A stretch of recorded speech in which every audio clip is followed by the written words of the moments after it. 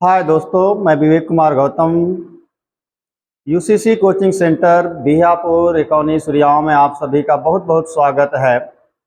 और मैं आप सभी को आज फिर लेकर के आया हूं कामायनी में संग्रहित श्रद्धा मनु कक्षा 12 की हम आज अगली क्लास पढ़ाएंगे। और देखिएगा, जहां तक पढ़ाया गया था उसके आगे से, कौन तुम बसंत के दूत, विरस पतझड़ में अति सुकुमार, घन तिमिर में चपला की रेख, तपन में शीतल मंद बयार। दोस्तों जरा इसको स्वर में लीजिएगा, आप स्वर में पढ़िए और गुनगुनाइए, फिर अच्छी से भाव आपको समझ में आएगा। और स्वर कैसे है, कैसे गाना, देखिएगा।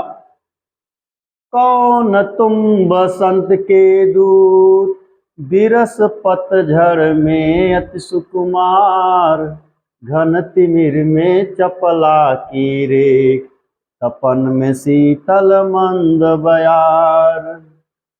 कौन तुम बसंत के दूत, विरस पतझड़ में अति सुकुमार, घन तिमिर में चपला की रेख, तपन में शीतल मंद बयार।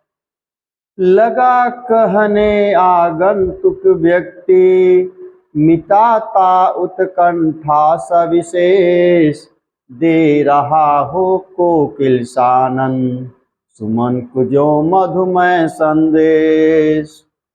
देखिएगा दोस्तों, कौन तुम, यहां पर श्रद्धा से मनु उनका परिचय पूछ रहे हैं। बसंत के दूत माने बसंत का दूत कौन कहा जाता है? कोयल। कोयल को बसंत का दूत कहा जाता है। विरस मतलब पतझड़, पतझड़ का सब विरस का अर्थ लिया जाएगा मौसम।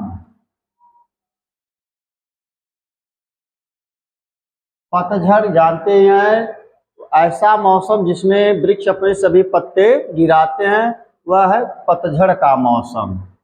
अति सुकुमार माने होता है बहुत ही कोमल, बहुत ही कोमल। घन तिमिर, घन माने बादल, तिमिर माने अंधकार।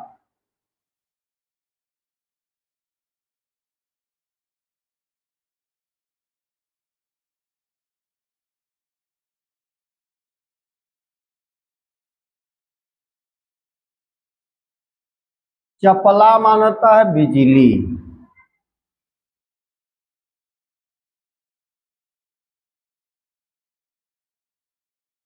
बिजली।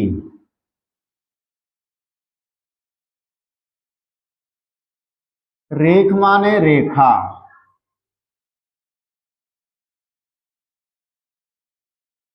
बिजली की एक रेखा। तपन माने तप रहा है, जल रहा है। तपना या जलना। शीतल माने ठंडी। मंद मंद माने धीरे धीरे, मंद माने धीरे धीरे।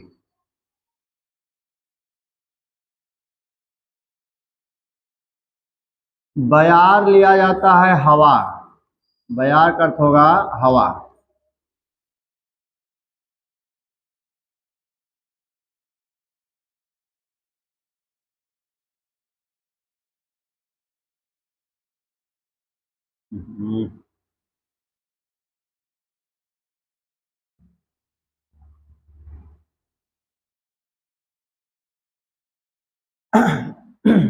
देखिएगा दोस्तों, भाव में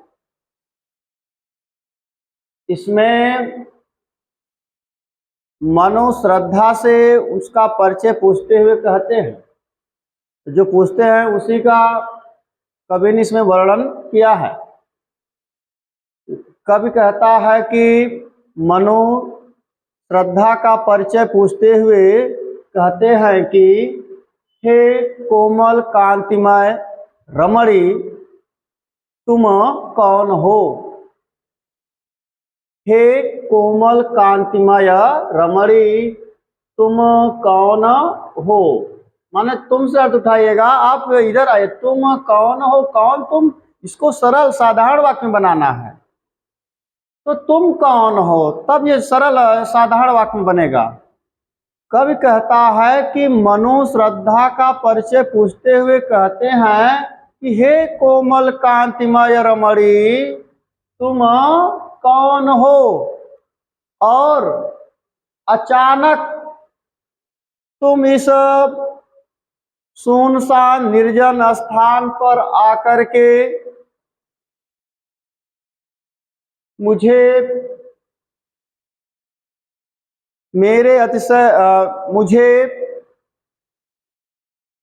उसी तरह से न मेरे जीवन में उसी तरह से तुम नवीनता का, आशा का संदेश दे रही हो, जिस तरह से कि बसंत का दूत कहलाने वाले या बसंत की दूत कही जाने वाली कोयल पतझड़ के मौसम में आकर के फूलों को बसंत ऋतु आने का मधुर संदेश सुनाती है। देखिएगा दोस्तों, एक बार फिर से कवि कहता है कि मनु श्रद्धा का परिचय पूछते हुए कहते हैं कि हे कोमल कांतिमय रमणी, तुम कौन हो। और अचानक इस सुनसान निर्जन स्थान पर आकर के तुमने मेरे जीवन में उसी प्रकार से नवीन आशा का संदेश दिया है, जिस तरह से कि बसंत का दूत अथवा बसंत की दूत कहलाने वाली कोयल फूलों को बसंत ऋतु के आने का, पतझड़ के समय में कोयल फूलों को बसंत ऋतु के आने का मधुर संदेश सुनाती है। कवि कहता है कि मनु कहते हैं कि इस सुनसान निर्जन स्थान पर मेरा जो जीवन है वह घने बादलों के समान, घने छाए हुए बादलों के समान दुखों से घिरा हुआ है, और तुम मुझे एक बिजली की रेखा के समान दिखाई दे रही हो। और मेरे इस अतिशय और वेदना से तप्त जीवन में तुम मंद मंद बहने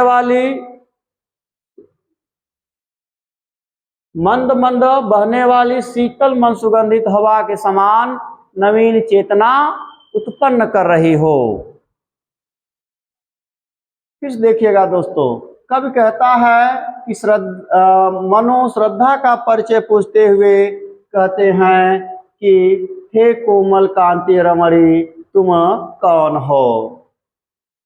अचानक इस सुनसान निर्जन स्थान पर आकर के मेरे हताश और निराशपूर्ण जीवन में तुमने उसी प्रकार से आशा का नवीन संदेश दिया है, जिस तरह से बसंत ऋतु का दूत कहलाने वाली कोयल पतझड़ के मौसम में फूलों को बसंत ऋतु के आने का मधुर संदेश देती है।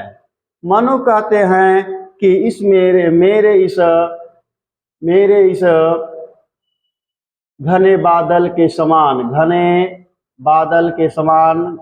काले बादल के समान मेरा जीवन दुखों से घिरा हुआ है। मेरे इस अतिशय निराशपूर्ण जीवन में तुम बिजली की एक रेखा के समान दिखाई दे रहे हो। वेदना से तपता हुआ था, दुख में जलते हुए मेरे जीवन में तुमने बसंत ऋतु की बहने वाली मंद ठंडी हवाओं के समान तुम मुझ में नवीन चेतना उत्पन्न कर रही हो। लगा कहने आगंतुक व्यक्ति मिटाता उत्कंठा सा विशेष, लगा कहने, कहने लगा। कौन कहने लगा? आगंतुक माने आने वाला व्यक्ति। आने वाला व्यक्ति कौन थी? कौन? श्रद्धा। वह कौन है? श्रद्धा है। मिटाता माने होता है शांत करना। शांत करने के लिए उत्कंठा माने होता है जिज्ञासा। जिज्ञासा। सविशेष माने विशेष प्रकार की, एक विशेष प्रकार की।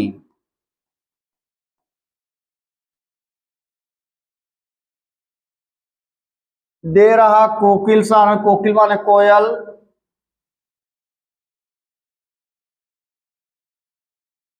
सानंद माने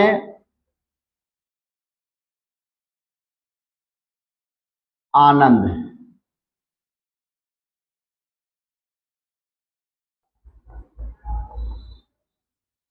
सुमन माने फूल।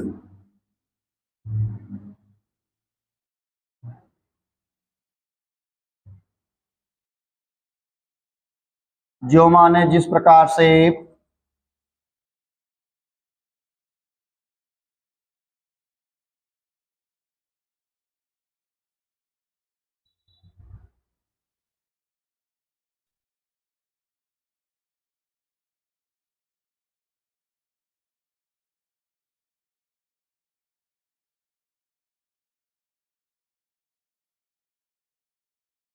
मधुमय, मधुर। संदेश माने संदेश, सूचना। देखिएगा दोस्तों, लगा कहने आगंतुक व्यक्ति, मिटाता उत्कंठा सविशेष, दे रहा हो कोकिल सानंद, सुमन को जो मधुमय संदेश। कवि कहता है कि जब मनु ने श्रद्धा से उसका परिचय पूछा, तब सुनसान निर्जन स्थान पर आने वाला वह व्यक्ति कोई और नहीं बल्कि श्रद्धा थी। और श्रद्धा अपने प्रति मनु के मन में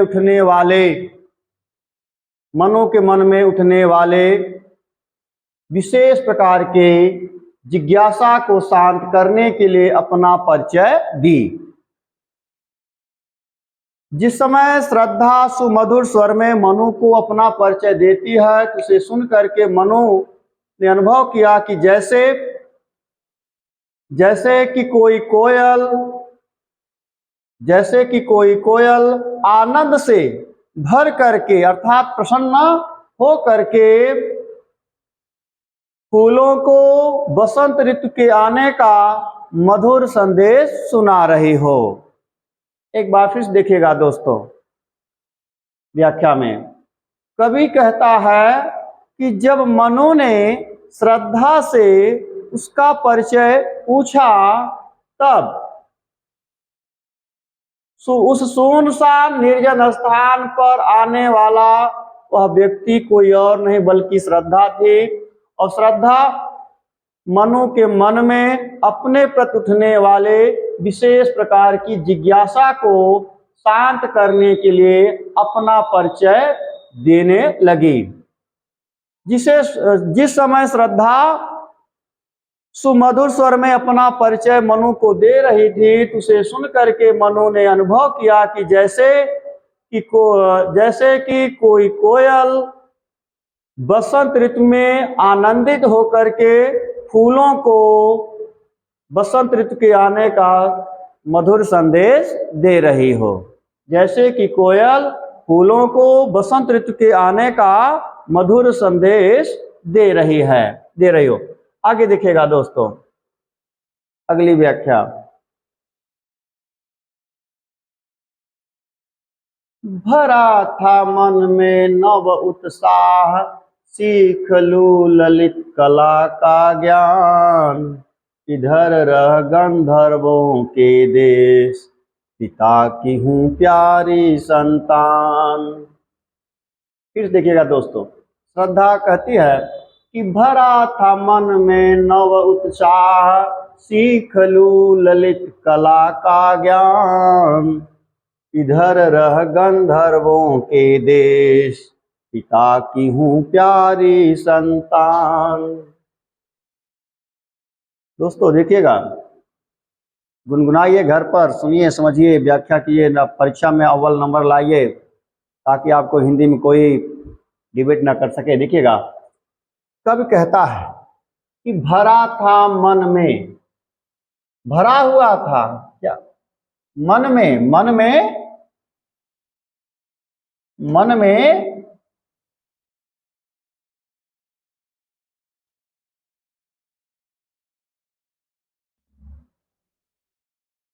मन में भरा हुआ था। किसके मन भरा हुआ था? श्रद्धा के मन में। और श्रद्धा का मन कैसा है? युवा मन है। और उसमें क्या भरा है? नव माने नवीन, नवीन या नया उत्साह, जानते हैं उत्साह, जोश, जो कि वीर रस का अस्थाई भाव कहलाता है। यार सीख लूं, सीखने के लिए आई हूं। ललित कला, ललित कला का ज्ञान सीखने के लिए आई हूं। तो ललित कला क्या है? जिसमें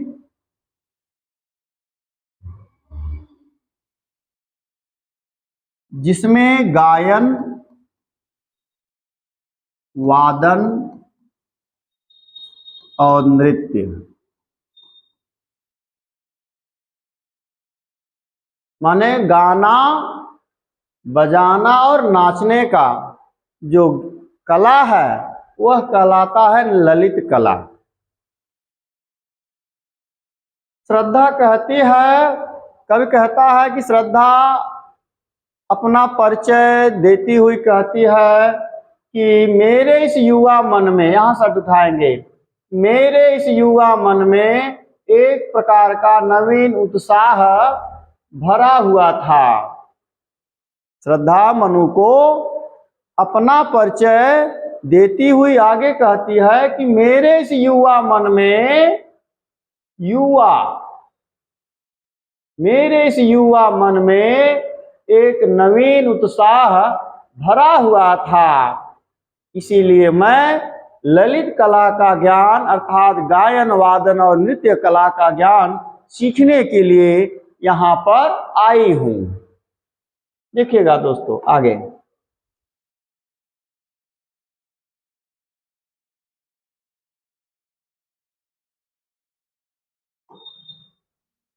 इधर रह गंधर्वों के देश। श्रद्धा कहती है कि मैं यहीं के गंधर्वों के देश में रहती हूँ या निवास करती हूँ, और मैं अपने पिता की इकलौती प्रिय संतान हूँ। फिर देखिएगा दोस्तों व्याख्या में,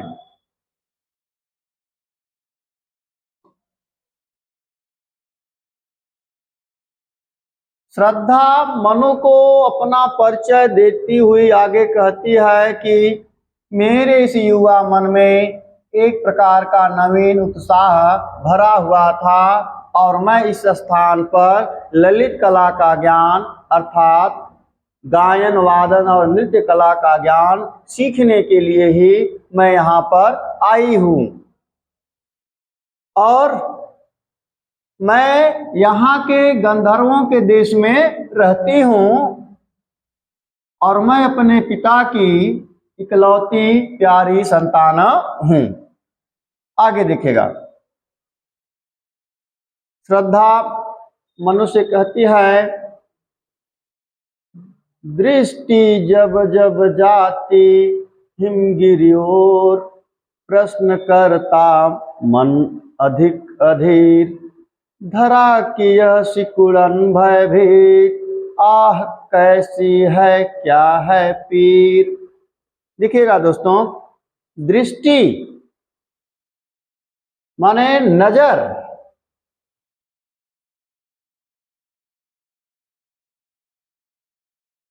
देखने का जो नजरिया है वो नजर, दृष्टिकोण। जब जब जाती हिमगिर ओर, हिमगिर माने हिमालय पर्वत,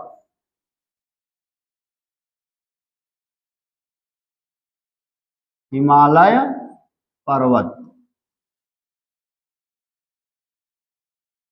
और की ओर, हिमालय पर्वत की ओर। तो प्रश्नकर्ता, मेरा मन क्या करता है? प्रश्न करता है। अधीर मानवता बेचैन, बेचैन। धरा की यह सिकुड़न, धरा माने पृथ्वी, पृथ्वी। सिकुड़न मानवता है जो सिकुड़ कर एकत्र हो गया हो। भयभीत माने डराने वाला, भयभीत कर देने वाला, मन में भय उत्पन्न कर देने वाला।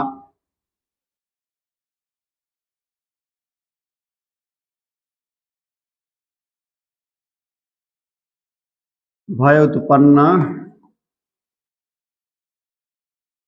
करने वाला। आह का अर्थ लिया जाएगा दुख की स्थिति में जाना, आहें भरना। क्या है पीर? पीर मान होता है पीड़ा।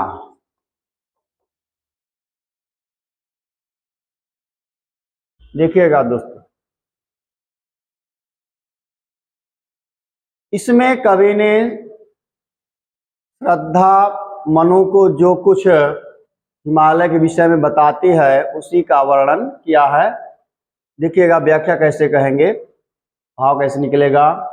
श्रद्धा कहती है कि मेरी नजर या मेरी दृष्टि जब जब इस उत्तुंग खड़े हुए, सीना ताने खड़े हुए इस ऊंचे हिमालय पर्वत की ओर पड़ती है, तब तब इस हिमालय को लेकर के हमारे इस युवा मन में अनेक प्रकार के प्रश्न उठते हैं, जिससे कि मेरा मन बेचैन होने लगता है। अर्थात इस हिमालय पर्वत के विषय में विस्तार से जानने के लिए मेरे मन में कई प्रश्न उठते हैं, और जब उन प्रश्नों का कोई उत्तर नहीं मिलता है तब मेरा मन और अधिक बेचैन होने लगता है। श्रद्धा कहती है कि पृथ्वी की सिकुड़न के समान इस ऊंचे हिमालय, पृथ्वी की सिकुड़न के समान लोगों के मन में भय उत्पन्न कर देने वाले इस हिमालय का वास्तविक स्वरूप क्या है? फिर देखो व्याख्या में कब कहता है, श्रद्धा कहती है कि पृथ्वी की सिकुड़न के समान लोगों के मन में भय उत्पन्न कर देने वाले इस हिमालय का आखिर वास्तविक स्वरूप क्या है, और इसके क्षेत्र में रहने वाले लोगों के दुख का क्या कारण है। इस तरह से श्रद्धा मनु से अपना परिचय बताती हुई कहती है। देखिएगा दोस्तों एक बार फिर से व्याख्या में कवि कहता है कि श्रद्धा कहती है कि मेरी दृष्टि जब जब सीना ताने खड़े हुए इस ऊंचे हिमालय की ओर पड़ती है, तब तब मेरे इस युवा मन में इस हिमालय के विषय में विस्तार से जान लेने के लिए कई प्रश्न उठते हैं, और जब मेरे मन को उन प्रश्नों का कोई उत्तर नहीं मिलता है तब मेरा मन बेचैन होने लगता है।